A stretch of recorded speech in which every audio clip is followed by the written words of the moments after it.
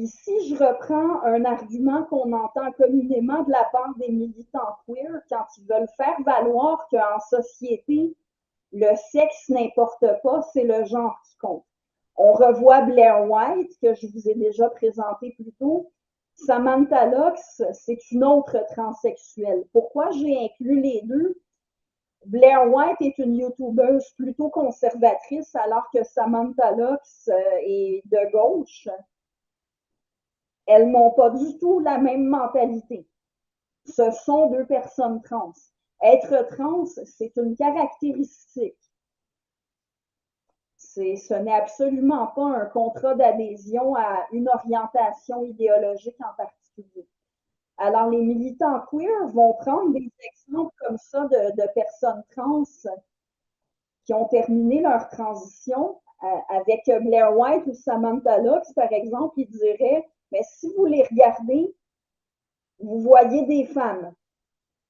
Ces deux personnes ont une présentation féminine comme la mienne.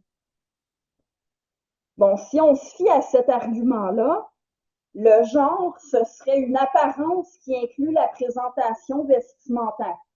Finalement, ce qui fait que Blair White, Samantha Lux et moi-même sommes des femmes, ce serait notre conformité à certaines normes de féminité.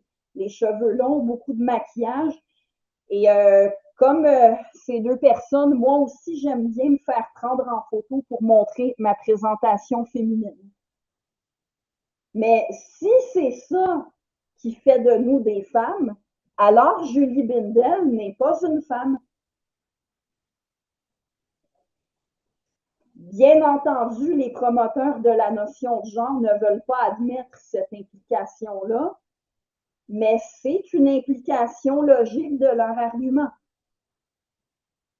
Et on retrouve le même problème avec les autres types de normes supposément incluses dans l'espèce de movie conceptuel qu'on appelle genre.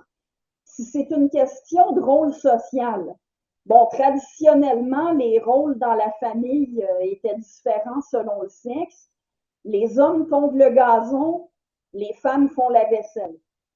Est-ce qu'il faut en conclure que quiconque fait la vaisselle est une femme?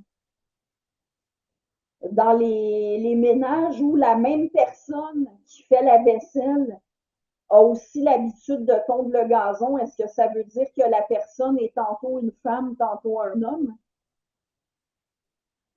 Que dire des féministes qui ont toujours remis en question les normes imposées aux personnes en fonction de leur sexe et qui ont refusé de se conformer aux normes associées au sexe féminin? Est-ce qu'il faut en conclure que les féministes ne sont pas des femmes?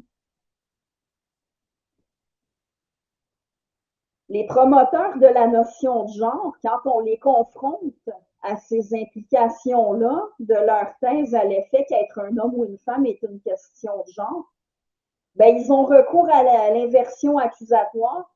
Ils vont dire que c'est nous qui avons une conception rigide de la féminité, de la masculinité. Mais moi, dans ce que je viens de dire, je n'ai fait que reprendre des critères que des promoteurs de la notion de genre avaient eux-mêmes mis de l'avant. Mais ils vont quand même dire, quand ils sont confrontés à ce problème-là, là, ils vont dire que l'identité de quelqu'un comme homme ou comme femme n'est pas tributaire de son rapport aux normes sociales de masculinité et de féminité, même s'ils ont précédemment affirmé le contraire. Et alors, ils vont dire que le genre d'une personne, c'est celui qu'elle dit être le sien. Donc, si quelqu'un dit être une femme, c'est une femme. Si quelqu'un s'identifie comme un homme, c'est un homme. Et si quelqu'un s'identifie comme ni l'un ni l'autre, alors c'est une personne non binaire. Donc, le genre, ce serait ce que la personne dit ou croit être. Et ça pose trois problèmes. Premièrement, ce qu'une personne dit ou croit être, c'est pas intéressant comme information.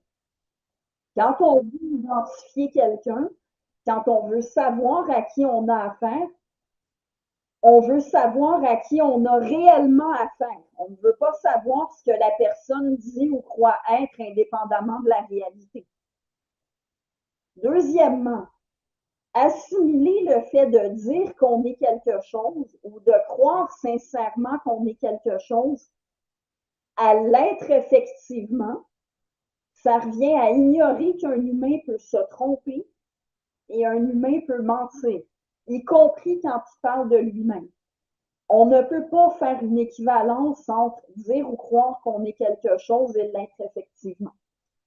Et troisième problème, les transsexuels qui nomment ouvertement leur sexe réel. Alors, à nouveau, on peut voir Blair White. Elle le dit ouvertement dans ses vidéos sur YouTube qu'elle n'est pas une femme. Elle reconnaît qu'elle est un homme. Et à droite de l'écran, vous pouvez voir Marcus Dibb, qui est aussi un YouTuber états-unien, aussi plutôt conservateur. Marcus Dibb est une personne de sexe féminin qui a modifié son apparence au moyen de chirurgie et d'hormones de façon à ressembler autant que possible à un homme. Il le dit ouvertement qu'il demeure biologiquement une femme. Alors, de dire que le genre d'une personne, c'est celui qu'elle dit être le sien, pour des promoteurs de l'idéologie queer, selon qui Blair White est une femme et Marcus Dibb est un homme, là, ils butent sur quelque chose parce qu'ils ont affaire à des personnes trans qui les contredisent.